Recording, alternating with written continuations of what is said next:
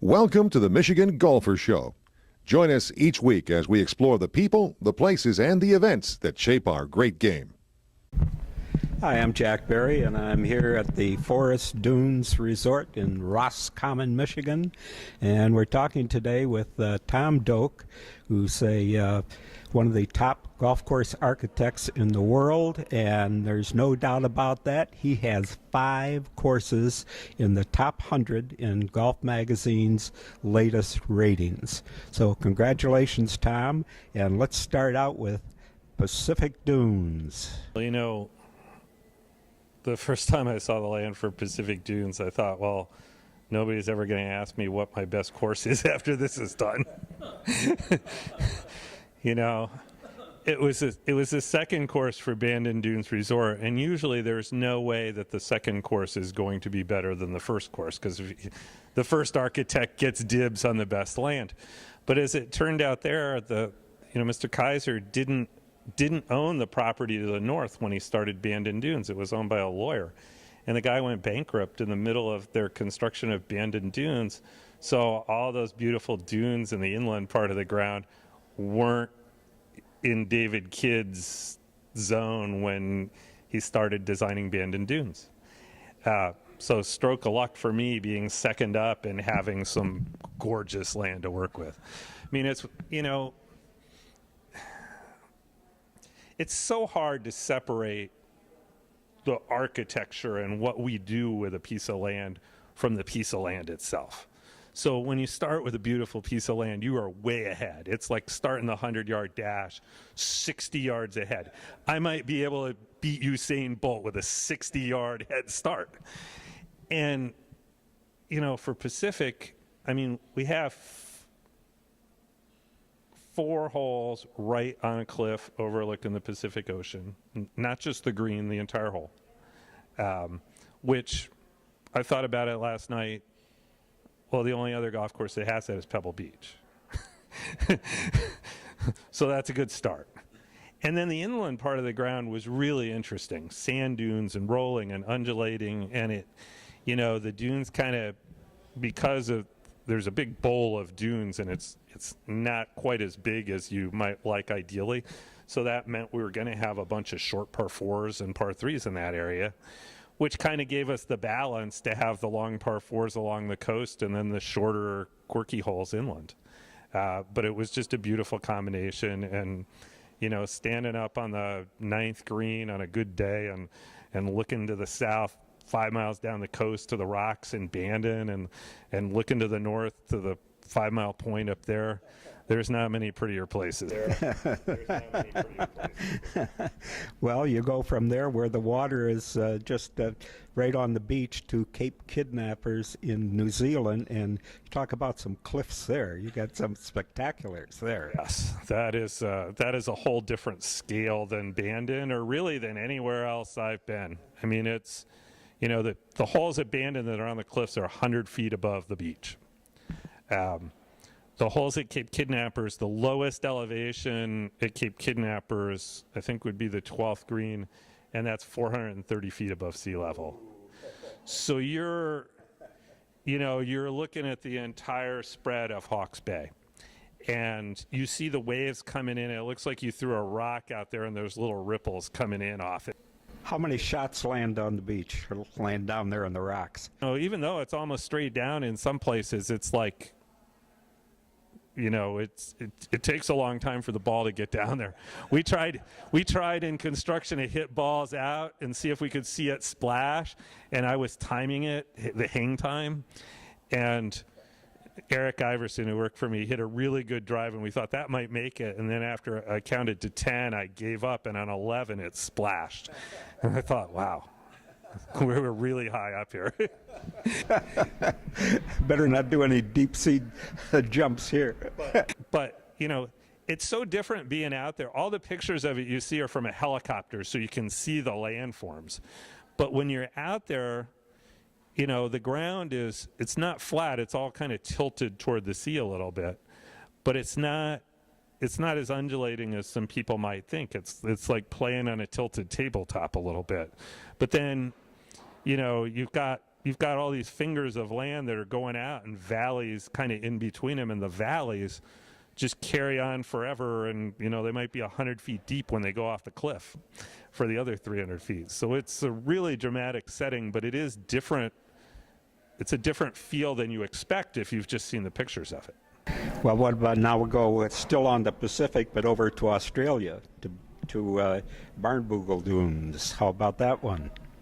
Yeah, Barnbougle is probably, some people argue, people that are purists about links courses argue about, is this a true links? Abandoned, can it really be a true links if it's on a cliff top? Never mind that it's all sandy soil, it's right next to the ocean, there's a bunch of sand dunes on the inland side of it. I would call that a links, but some people are, like, no, it has to be down closer to sea level. Nobody can argue about Barnbougle. I mean, it's set right down in the dunes. The lowest points in the fairways are about 5 feet above sea level in places, and you've got 30 or 40-foot dunes. The front nine is kind of down in the dunes, and the back nine is kind of up more on top of the dunes, and you get more views of the water. Of course, they probably disqualify it because wallabies aren't allowed to be on true links courses, but that's the only way you can disqualify it. I think some of the best holes I've ever built are there. When we started, we were like, I just shrugged my shoulders and said to the client, well, we're so far away from civilization, if I build something kooky and people don't like it, nobody will ever hear about it. Well, apparently a lot of people have heard about it, that it's ranked in the top 100 in the world. That's, when I ask my associates what's our best course, that's the first one that comes up. It's a beautiful piece of land, and it's a really fun place to go spend a few days. Now, is it close to what city in Australia? Melbourne, Sydney? Well, Tasmania is an island just off the coast, but it's an hour flight from Melbourne and 2 hours from Sydney, or an hour and a half. So it's not that far, and that's their business. I mean, yes, these people that are trying to play all the top 100 courses in the world go, but there's not really that many of them.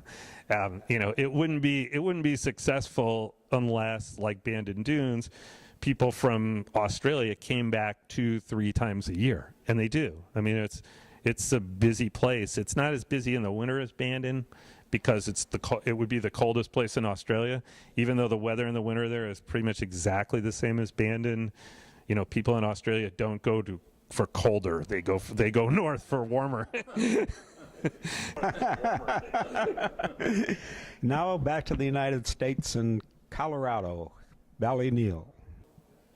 Well, if you've noticed, the theme in the courses we're talking about so far is they're all in sand dunes and they're all on the ocean. And I'm guessing that the ocean is worth at least 50 places in the top 100 rankings, because I have 4 golf courses in the top 50 right now, and they're all on the ocean. And then I have Ballyneal, my next highest rated course, and it's in the sand dunes in Colorado. It's a couple hours from sand hills and the same sort of tumbling ground, but it's not got an ocean view. And, pound for pound, I'm sure that's one of my best courses. It's probably the most fun to play of any of them. The greens and the surrounds are really wild, and there's more holes there where you hit it to the right of the green over there and play it off the bank, and it'll come right back to the hole than anything else we've ever built. It's a members club, but they do welcome outside visitors. But it's really fun to go play with the members because they don't put out tee markers at all. It's like you tee up from wherever you want. And, we've connected the greens and the tees together with, it's just short grass walking over to the next tee.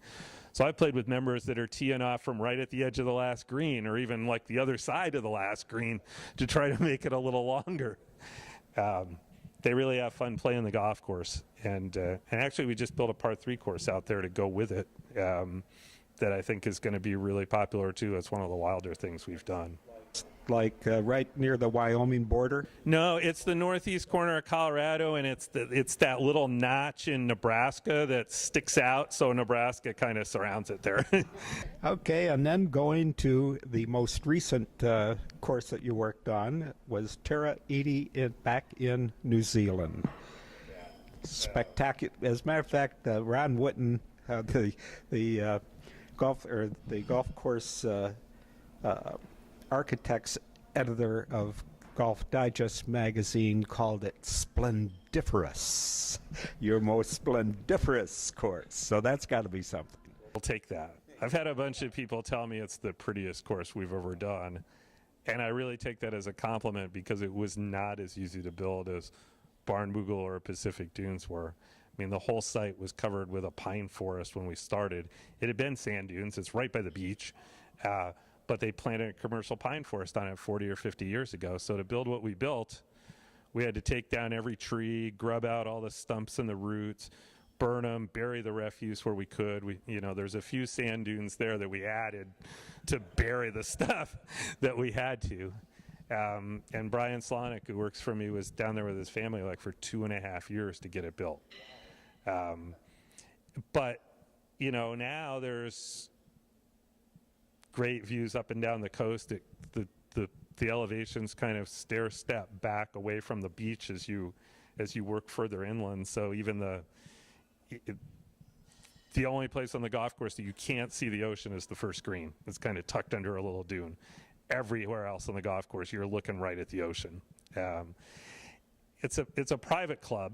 They do take some visitor play. They figured, well, we'll take people that are coming to New Zealand on a once-in-a-lifetime trip. If we're not busy, we'll take them too. The client's actually a guy from California who he wanted to build something great. He knew he would never get permits to do the kind of course we built in California. There's just no way that would ever happen. He had some business in New Zealand, so he started looking for the right piece of land, and he found it. From the first day I was there, he asked me, do you think we can build one of the top 50 courses in the world? And I just laughed because I've worked on a couple of those, and I know how, everything has to go right for 2 or 3 years for it to wind up there. You can't, the environmental people can't tell you, no, you can't do that. The client has to keep being behind you when you want to put a bunker in the middle of a green. Fortunately, Rick's home in LA overlooks the 6th green at Riviera, so he was fine with that.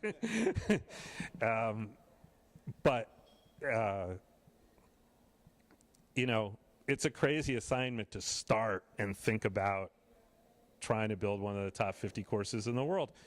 I know all 50 of them, and I know how good they are. But I said to him in the beginning, you know what? You got that ocean right out there. That is a big head start. We'll give it a shot. And I'm really pleased to see it rated as high as it is. For me, it's just one of the nicest places to hang out that you could ever have.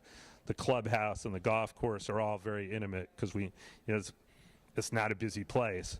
So we could bring the golf holes right back up to the clubhouse without worrying about whether there were safety issues. Well, obviously, New Zealand is a little far out there in the ocean, but enough people get there to see it, and ranked number 29 on that list. And having been to New Zealand, I understand why you love it there. It is. It's the most beautiful place in the world for us. I mean, we've gotten to spend a lot of time down there in the last 15 years, and all the guys that work for me and my wife are just like, oh, that's a beautiful place. I wish we could live there, and it wouldn't be so far to go anywhere else to work. But it is kind of hard. As long as you're going to keep building golf courses, they don't need that many of them in New Zealand, and it's a long way from everywhere else. Well, Crystal Downs pro, your old buddy Fred Muller, certainly has gotten out there a number of times, and he is the one who. Fred talked about it so much when he and Tom Stewart would go and play in the wintertime there and take a bag of new clubs and then play and then sell the clubs before they came back here. Yep. Well, I'm going to make Fred go back one more time. He hasn't seen the new one yet. and then the Milford track, which is in the South Island, is absolutely spectacular. It's just a wonderful, wonderful country. So you're fortunate to have been there, and they're fortunate to have you there. Really, you've given the New Zealand a lot of fine publicity, and a couple of great golf courses. So congratulations. Thanks, Jack.